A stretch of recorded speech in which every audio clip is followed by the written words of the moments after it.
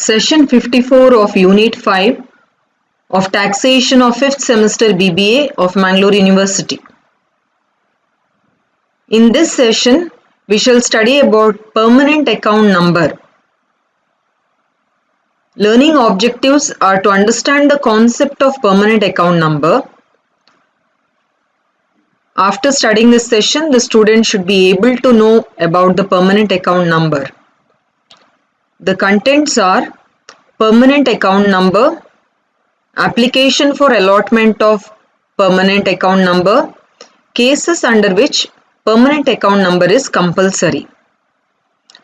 In the previous class, we have studied about the types of income tax return forms, the 7 forms that we have learnt, compulsory filing of income tax return, and the scheme for submission of returns of income through tax return preparers.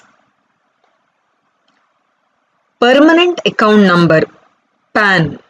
The Income Tax Department issues a permanent account number to every taxpayer born on its records.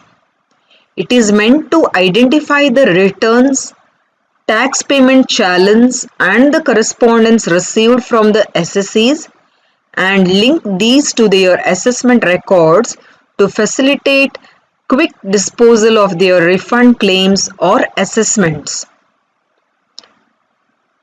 Application for allotment of permanent account number. If applicant is an individual who is a citizen of India, HUF, a company registered in India, a firm formed in India, association of persons formed or registered in India, it may be a trust or other than a trust, body of individuals or local authority or juridical person formed or registered in India shall apply for allotment of PAN permanent account number in form number 49AA. Cases under which permanent account number is compulsory. His income exceeds exemption limit. If a person's income exceeds exemption limit, then he needs to pay tax. So it is essential for him to have a PAN number, that is permanent account number, compulsorily. If he is liable to pay tax on behalf of other person as a representative assessee,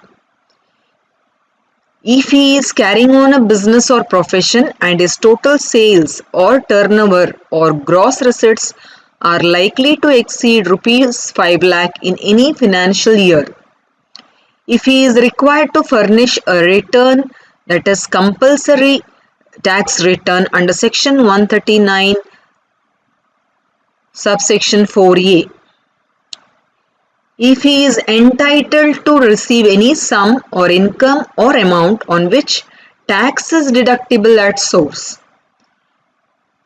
being a resident other than an individual which enters into a financial transaction of an amount aggregating to rupees 2,50,000 or more in a financial year, who is the managing director, partner, trustee, author, founder, karta, chief executive officer, principal officer or office bearer of the person or any person competent to act on behalf of the person mentioned in the above.